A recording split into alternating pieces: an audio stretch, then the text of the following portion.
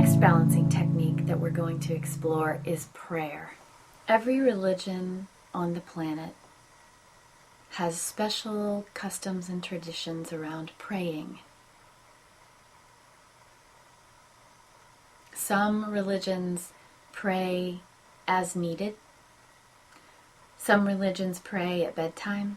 Some religions teach that we pray at specific times of day and have a prescribed prayer that's recited at those times.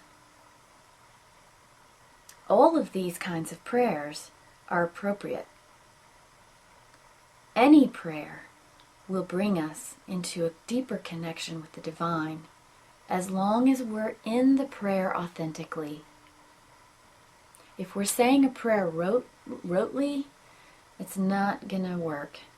But when we can be very sincere in our prayer, it doesn't matter if we're reciting a prayer or if we're just saying half a sentence in prayer, or even if there's no words, but we're just connecting into the divine presence and noticing the divine in the mundane, that prayer is going to take us faster into the presence of the divine than saying a prayer that's rote. So trust yourself.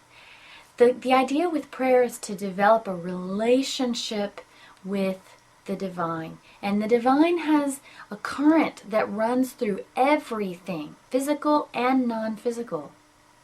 We want to develop a relationship with this current, with this all-pervasive, eternal, constant flow of life.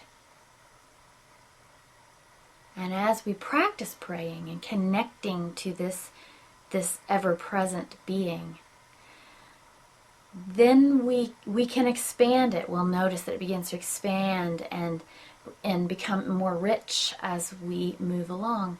But prayer is very individual. And as long as we're doing it with a sincere heart and a desire to connect with the holiness of all that is, then we're doing it properly. If you already have a prayer practice that feels comfortable to you, then you know that's your strength place.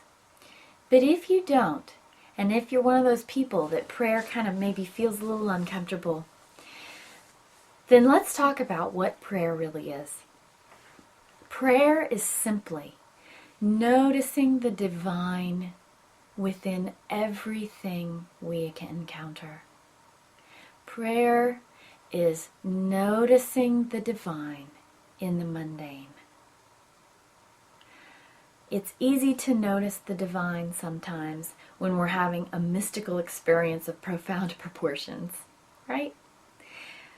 But it's not always so easy to notice the divine in the laundry or the dishes or the fight that we have with our spouse. But in fact, all of these things are divine because there is nothing that's not. We are divine in every way. And when we begin to really know this, this is when we begin to step into our mastery. Divinity lives in the physical. Divinity lives in the emotional. It lives in the mental. It lives in the etheric. Spirituality happens when we become mindful that every single thing we are encountering is a spiritual thing, is a divine thing.